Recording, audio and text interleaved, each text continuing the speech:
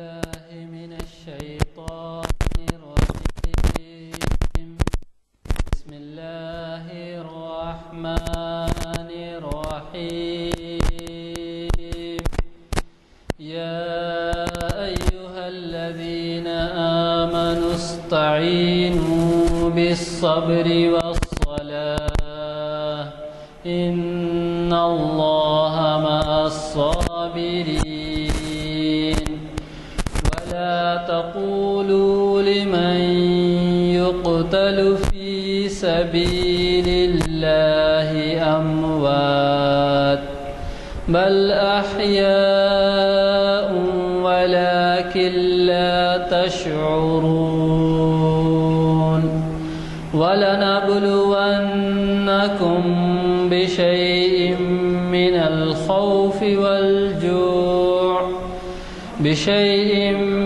الخوف والجوع ونقص من الأموال والأنفس والثمرات وبشر الصابرين. صدق اللہ. حضرات، آج کی یہ نشست ایک غیر معمولی اہم عنوان سے منعقد ہو رہی ہے. جیسے کہ آپ واقف ہیں، اس وقت حیدرآباد، سکندرآباد اور اس کے گرد و نواح میں بہت ساری قدیم مسجدیں ہیں اور ان میں قطب شاہی مساجد بھی شامل ہیں. تو قطب شاہی دور کا فن تعمیر اور اس کی تفصیلات بڑی ہی دلچسپ ہیں. آج ہمارے درمیان ماشاءاللہ سے آپ جن سے واقف ہیں جناب احمد علی صاحب، کیوریٹر سالار جنگ میوزیم، تشریف فرما ہیں اور یہ انہی کا دیا ہوا عنوان ہے.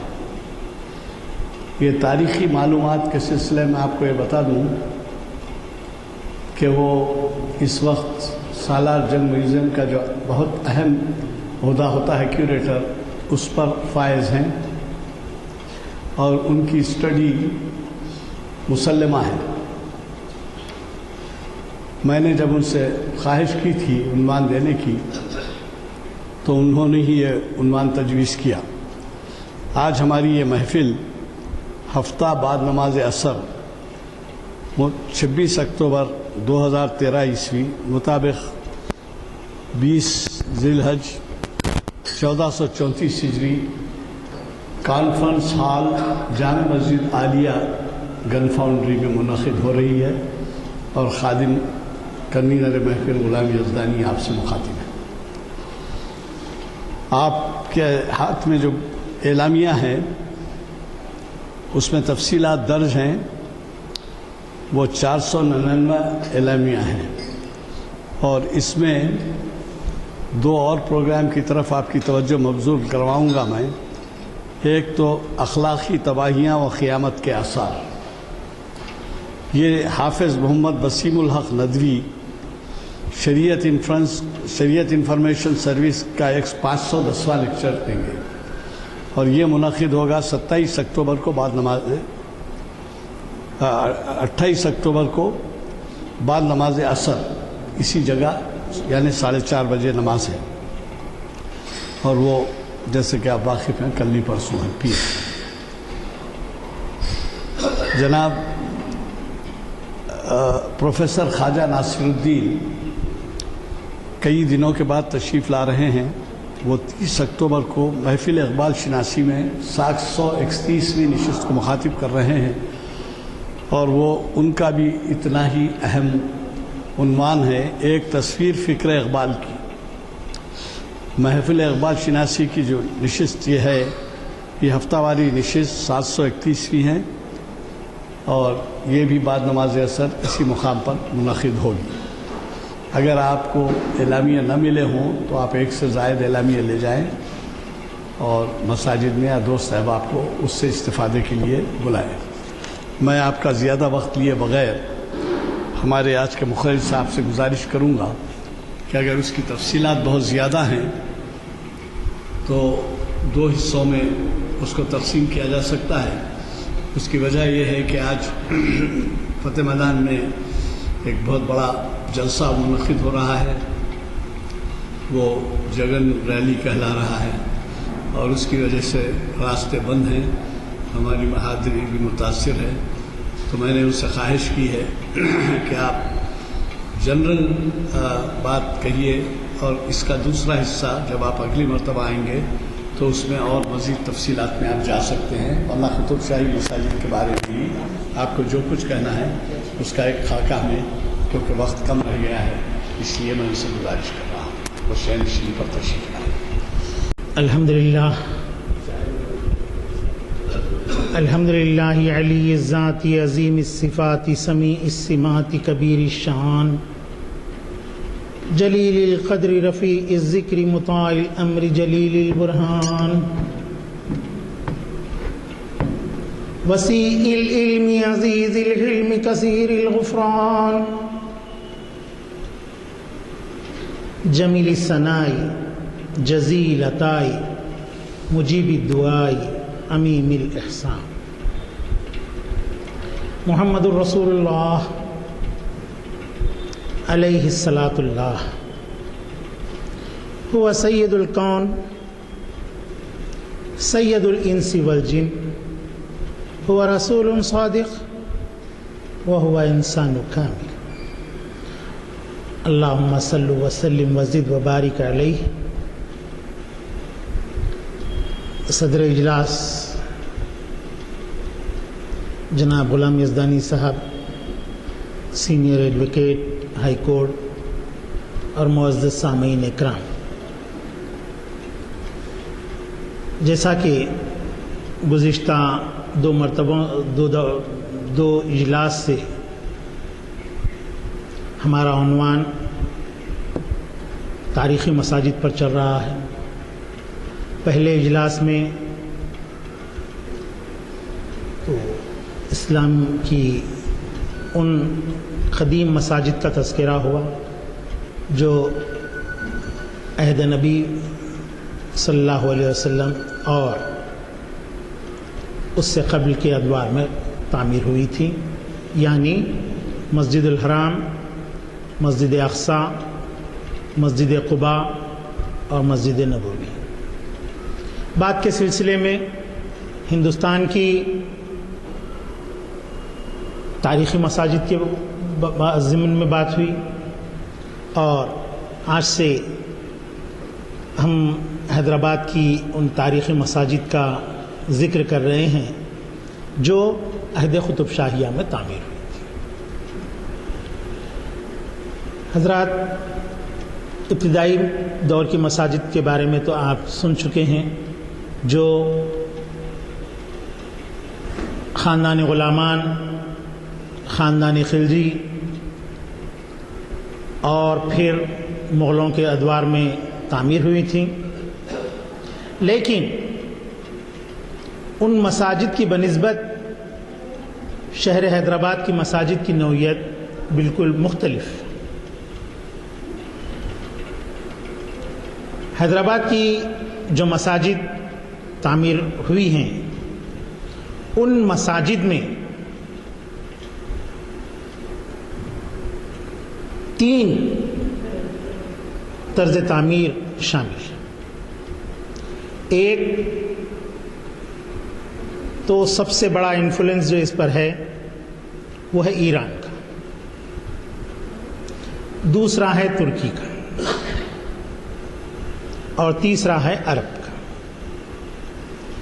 اور ضمناً اس میں ہم ہندوستان کے طرز تعمیر کو بھی شامل کرتے ہیں، کیونکہ اکثر جگہوں پر، اکثر مساجد میں جو چھجے بنے ہوئے ہوتے ہیں، ان سجوں کے اوپر ہم دیکھیں گے تو وہاں پر ہم کو ہندو طرز تعمیر نظر آتا ہے۔ سجوں کو ٹھہرنے کے لیے جو کلیمز دیے جاتے ہیں، ان کی طرز تعمیر جو ہے انڈین آرکیٹیکچر کے مطابق ہے۔ اور قطب شاہی دور میں مساجد کی جو تعمیر ہوئی ہے، اس تعمیری کاموں میں یہ چاروں طرز ہم کو نظر آتی، اور سب سے اہم بات یہ ہے کہ عہد قطب شاہیہ میں جتنی مساجد کی تعمیر ہوئی ہے، اگر ہم مغلوں کے حساب سے اس کا تجزیہ کرتے ہیں، تقابل کرتے ہیں، تو ہم دیکھیں گے کہ دکن کی سلطنت جو مغلوں کے اعتبار سے مختصر سی تھی، چھوٹی سی ہی تھی، لیکن مغلوں کے دور میں مغلوں کی جانب سے جو مساجد تعمیر ہوئی تھیں، ان تعمیرات کے مقابل میں عہد قطب شاہیہ کے دور میں، عہد قطب شاہیہ میں جو مساجد تعمیر ہوئی ہیں، اس کی تعداد زیادہ ملتی ہے۔ آپ کہیں پر بھی دیکھیے، مسجد حیات بخشی بیگم قطب شاہی دور، مسجد ختیجہ بیگم، مسجد خیریت النساء بیگم قطب شاہی، کئی مساجد ایسی ہیں، مساجد کے نام لوگوں کو معلوم نہیں ہیں، وہ لوگ جو ہے مسجد مراد نگر قطب شاہی تعمیر۔ اپل کے علاقے میں چلے جائیے، آپ کسی بھی علاقے میں جائیے تو آپ کو یہ کثرت سے دیکھنے کے لیے ملے گا کہ ان علاقوں کے اندر جو مساجد ہیں وہ عہد قطب شاہیہ کی تعمیر کردہ ہیں۔ اس کے بنسبت آپ ہندوستان کے شمالی ہند کا کسی بھی علاقے کا دورہ کر لیجئے، خود دہلی چلے جائیے، چند ایک مساجد آپ کو نظر آئیں گی جو مغلوں کے یا مغلوں کے عمراء یا مغلوں کے اہل خاندانوں کی تعمیر کی ہوئی، چند ایک، سمجھے؟ کہیں پر بھی کوئی بھی مسجد کے ساتھ جو ہے یہ لفظ جڑا ہوا نہیں ملیں گا آپ کو کہ یہ مسجد مغلئی ہے، سمجھے؟ لیکن جب ہم دکن کا راستہ اختیار کرتے ہیں اور دکن کے مختلف علاقوں کو دیکھتے ہیں تو ہم کو جو ہے یا تو یہ ملے گا کہ یہ بہمنی مسجد ہے، یا تو یہ ملے گا کہ یہ قطب شاہی مسجد۔ مساجد کی جتنی کثرت یہاں پر قطب شاہی دور میں ہوئی ہے، اتنی کسی اور دور میں بھی نہیں ہوئی۔ اور دوسری ایک اہم بات آپ کو یہ بتاتا چلوں کہ شہر حیدرآباد ہندوستان کا وہ سب سے اولین شہر ہے جس میں مساجد کی بہتات، کثرت، دنیا کے لحاظ سے دیکھا جائے تو حیدرآباد دوسرے مقام پر آتا۔ پہلا مقام مصر کا ہے، دوسرا مقام حیدرآباد کا ہے جہاں پر مساجد کی کثرت۔ اس لحاظ سے حیدرآباد کو بڑی فوقیت حاصل ہے۔ حالانکہ محکمہ سیاحت، ٹورزم کا ڈپارٹمنٹ شہروں کو مختلف عنوانات سے منسوب کیا، بنارس کو اور بھوبنیشور کو مندروں کا شہر کہا جاتا ہے، لیکن حیدرآباد کا جو لٹریچر چھپتا ہے، باوجود اس کے کہ یہاں مساجد کی کثرت ہے، وہاں پر نہیں لکھا جاتا کہ سٹی آف ماسک، مساجد کا شہر، بلکہ یہ جملہ وہاں پر استعمال نہیں ہوتا۔ قدم قدم پر ہم کو یہاں پر مساجد نظر آتی، اور ان کا طرز تعمیر، چونکہ میں آپ کو جو ہے تمہیدی باندھ رہا ہوں، انشاءاللہ لوگ بھی کافی کم ہیں اور اکثر آنے والے لوگ بھی نظر نہیں آ رہے ہیں، تو صرف آپ کو جو ہے قطب شاہی عہد کی مساجد کے بارے میں کچھ تمہید باندھتے ہوئے چند ایک مساجد کے بارے میں، دو تین مساجد کے بارے میں ہی تذکرہ کروں گا، اور اس کے بعد یہاں سے رخصت ہو جاؤں گا۔ بلکہ ایک ہی مسجد کا تذکرہ کرنا چاہتا ہوں، ٹولی مسجد کا ہی، تاکہ جو ہے جو احباب ہمارے آج کی محفل میں شامل نہیں ہیں ان کو جو ہے اس کا موقع مل جائے، ان کو سننے کا موقع مل جائے دوبارہ۔ تو میں یہ کہہ رہا تھا کہ شہر حیدرآباد میں جو مساجد ہیں ان میں کثرت سے جو مساجد تعمیر ہوئی ہیں وہ عہد قطب شاہیہ کی. بہمنی عہد کی ہم کو صرف 1-2 مساجد ہی ملتی شہر حیدرآباد کے اندر. آپ آگے کے علاقے میں چلے جائیں گے گلبرگہ یا بیدر وغیرہ تو وہاں پر بہمنی عہد کی تعمیر کی ہوئی مساجد بھی ہم کو کافی مقدار میں ملتی ہیں. لیکن حیدرآباد میں صرف 2 ہی مساجد بہمنی عہد کی موجود ہیں، جن میں سے ایک مسجد مکمل طور پر بہمنی عہد کی تعمیر کی ہوئی ہے جو یہاں سے آپ کے ایک 12-15 کلومیٹر کے فاصلے پر واقع ہے. وہ علاقہ کہلاتا ہے نادر گلی. بہمنیز جو ہے مملکت دکن کے سلاطین رہے ہیں. ان لوگوں نے یہاں پر تقریباً 275 سال حکومت کی ہے. ان کی حکومت بہت وسیع تھی. گلبرگہ ان کا پایہ تخت تھا اور یہ سلطنت آپ کے وجے نگر وغیرہ سے کے قریب تک پہنچی ہوئی تھی. تو بہمنی سلطنت میں جب زوال کے آثار پیدا ہوئے تو اس سے 5 نئی سلطنتیں قائم ہوئیں. بہمنیوں کی 5 ریاستیں تھیں. ان 5 ریاستوں کے گورنرز جو ہے مملکت کی کمزوری کی وجہ سے خود مختار ہوئے. گو کہ ابتدا میں ان لوگوں نے خود مختاری اختیار نہیں کی. خطبے میں محمد شاہ بہمنی کا ہی نام لیا جاتا رہا، لیکن ان لوگوں نے اپنی علیحدہ حکومت قائم کر لی تھی. جو 5 سلطنتیں قائم ہوئیں ان میں سے ایک ہے برید شاہی. برید شاہی مملکت کا صدر مقام بیدر رہا. وہاں پر اس علاقے اس ریاست کے انتظام کو جو ہے برید شاہیوں نے اپنے قبضے میں لیا.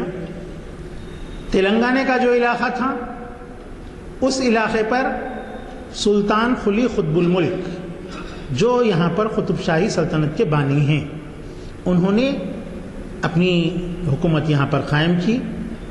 سلطان قلی قطب الملک کے عہد تک یہ اس مملکت میں سلطان قلی کا نام خطبے میں نہیں لیا جاتا تھا بلکہ محمد شاہ بہمنی کا ہی نام لیا جاتا تھا.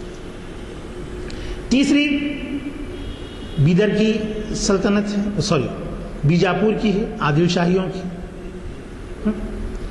اور وہاں پر عادل شاہیوں کا جو ہے آپ کے عادل شاہیوں نے اس سلطنت کے اندر اپنا مملکتی نظام جو ہے قائم کیا. اور چوتھی ہے آپ کے نظام شاہی. نظام شاہی مملکت بھی بس اسی دور میں قائم ہوئی اور لیکن بہت کم عرصے تک وہ لوگ حکمران رہے، پھر آگے اس پر جو ہے دوسروں کا قبضہ ہوگا. اس طرح مملکت بہمنیہ 5 حصوں کے اندر تقسیم ہو گئی. تو حیدرآباد میں ہم کو اس وقت جو ہے 6 ادوار کی مساجد دیکھنے کو ملتی ہے. ایک تو بہمنیوں کی، یہاں نادرگل میں ایک آپ کو دیکھنے کے لیے ملے گی. دوسری ہے بہمنی دور میں ہی تعمیر ہوئی مسجد صفا جو پہلے جامع مسجد کہلایا کرتی تھی. یہ قلعے گولکنڈہ میں واقع ہے. یہ بہمنیوں کی تعمیر کی ہوئی نہیں ہے بلکہ سلطان قلی قطب الملک کی تعمیر کی ہوئی ہے. اس وقت تعمیر کیا تھا انہوں نے اس مسجد کو جبکہ وہ اس ریاست کے گورنر تھے. سمجھے؟ لیکن اس مسجد کی تعمیر میں 2 طرز تعمیر ہم کو واضح طور پر نظر آتے ہیں. ایک تو بہمنیوں کا طرز، جو مسجد کی جو گنبدیں بنی ہوئی ہیں ان کا انداز مکمل طور پر بہمنیوں کا ہے. بہمنیوں کی مساجد ذرا پست قامت ہوتی تھیں، وہ طرز اس کے اندر ہم کو نظر آتا ہے. البتہ کمانیں جو بنی ہوئی ہیں اس کی وہ نوکیلے کمانیں بنی ہوئی ہیں، جبکہ بہمنیوں کی مساجد کی جو کمانیں تعمیر ہوتی تھیں وہ کمانوں کی طرز آپ کی جو ہے گھوڑے کی جو نال ہوتی ہے اس نال کے طرز کی جو ہے کمانیں ہوا کرتی اور پھر گنبد کا جو اندرونی حصہ ہوتا تھا وہ خربوزے کی آدھی شکل کا ہوا کرتا تھا۔ تو ہم کو مسجد صفا میں اس طرح سے دو طرز تعمیر دیکھنے کو ملتی ہے۔ تو میں یہ کہہ رہا تھا کہ قطب شاہوں نے اس طرح سے جو ہے مساجد کا ایک نیا طرز اختیار کیا، جس میں ایران کا بھی طرز شامل رہا اور آپ کے ترکوں کا بھی شامل رہا اور یہاں کا مقامی طرز یعنی ہندو آرکیٹیکچر بھی اس کے اندر شامل رہا۔ اور دوسری بات، مساجد کی تعمیر میں قطب شاہوں کو ایک اور بھی فوقیت حاصل ہے، وہ یہ ہے کہ عہد قطب شاہیہ میں خواتین کے لیے بھی مساجد تعمیر ہونا شروع ہے۔ چنانچہ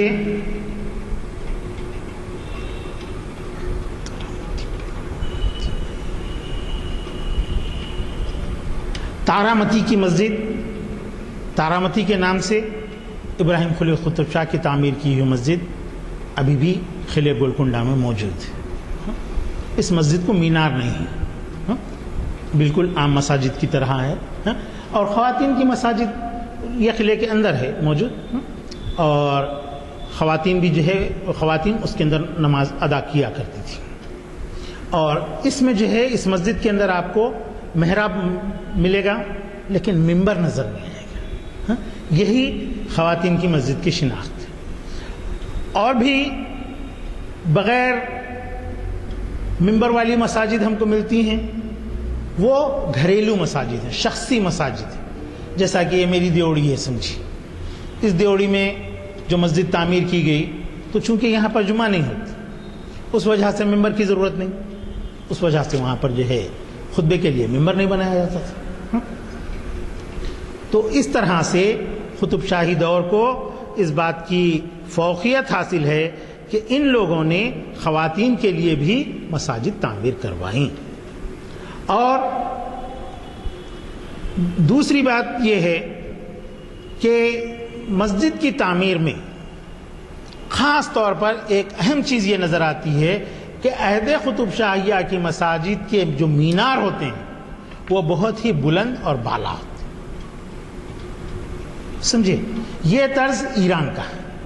ایران کی اکثر مساجد کو آپ دیکھیں گے تو اس کے مینار آپ کو جو ہے لمبے اور بلند نظر آئیں گے، جس طرح کے چار مینار کی مینار ہے یا ٹولی مسجد کی مینار ہے۔ ٹولی مسجد دراصل جو ہے چار مینار کی نوعیت پر ہی تعمیر کی گئی اور چار مینار کے پیسوں سے ہی تعمیر کی گئی۔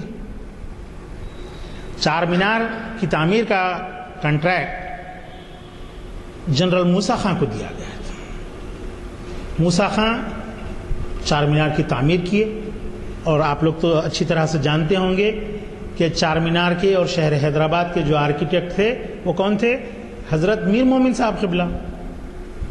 وہ وزیر بھی تھے، آرکیٹیکٹ بھی تھے، ایک بڑے بزرگ تھے، صوفی تھے۔ تو میں اس حوالے سے تھوڑی سی اور آپ کو بات آگے بڑھاتا چلتا ہوں۔ تو انہوں نے جب گولکنڈہ بہت زیادہ گنجان ہو گیا تھا تو قلی قطب شاہ نے جو ہے نیا شہر آباد کرنے کا سوچا۔ تو اس وقت سلطنت کی پیشوائی حضرت میر مومن صاحب قبلہ کیا کرتے تھے۔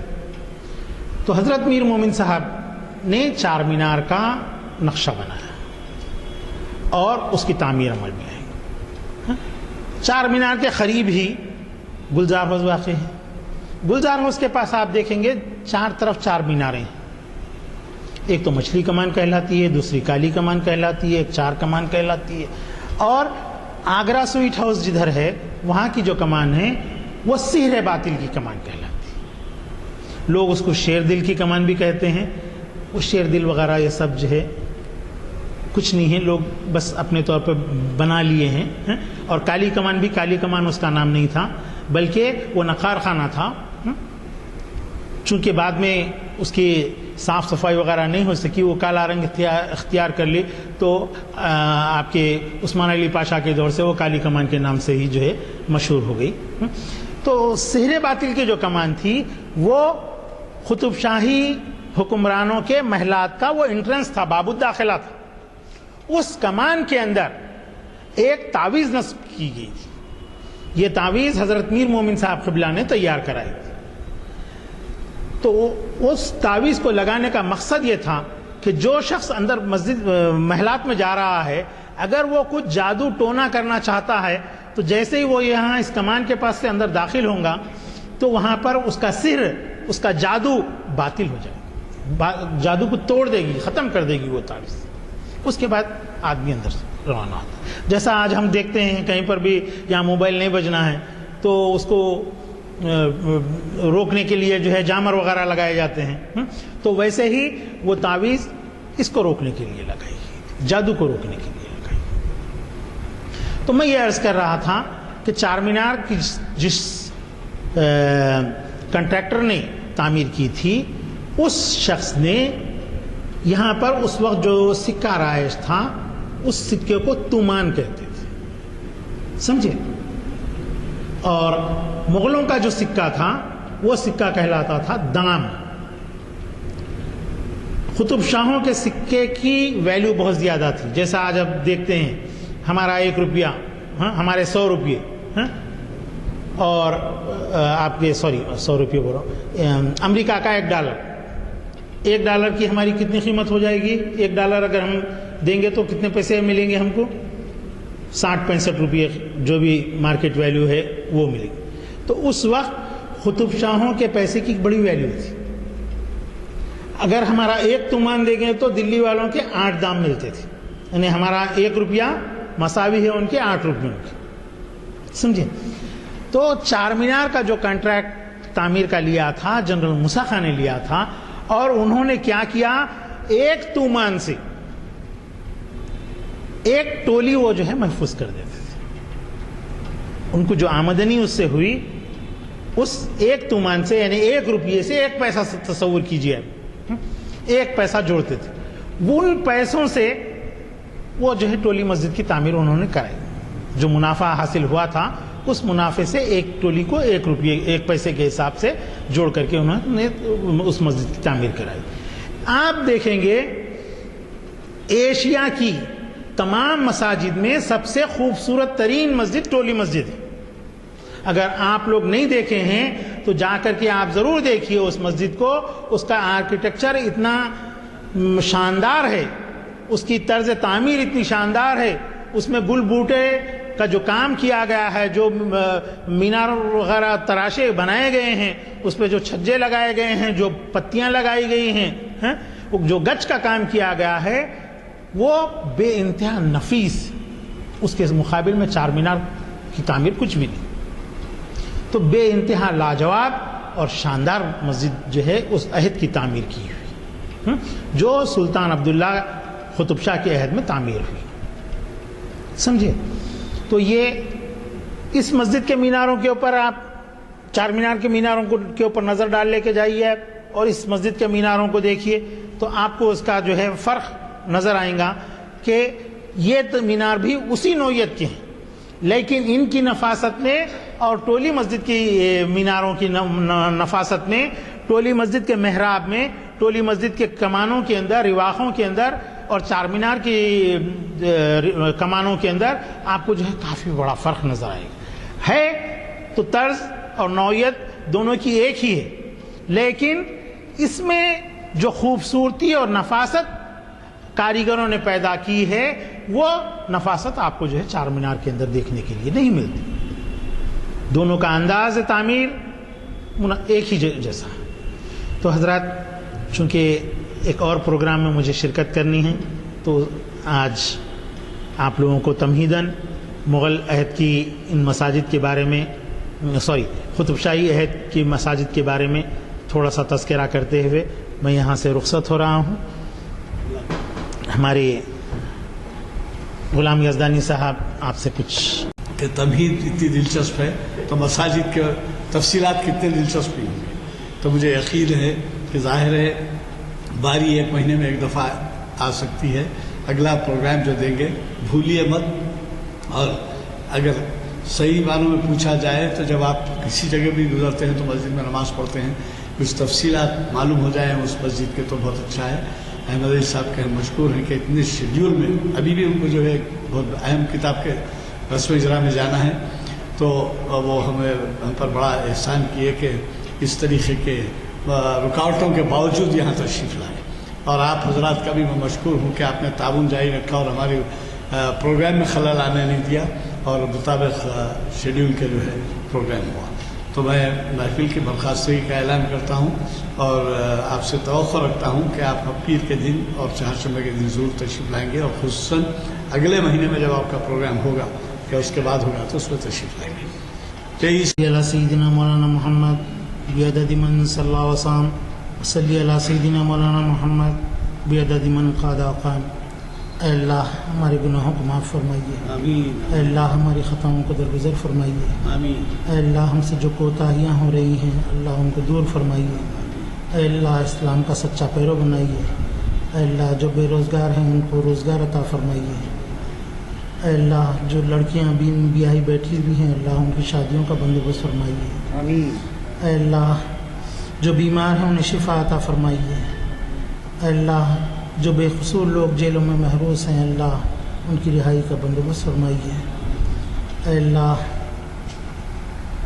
جو پریشان حال ہیں ان کی پریشانیوں کو دور فرمائیے, اے اللہ جو لوگ مسلمانوں کی تعلیم و تربیت کا اہتمام کر رہے ہیں اللہ ان کو صبر و استقامت عطا فرمائیے, اور ہر لحاظ سے ان کی مالی و دیگر معاملات میں مدد فرمائیے. صلی اللہ تعالی علی خیر خلقہ و آلہ و اصحابہ اجمعین برحمتک یا ارحم الراحمین.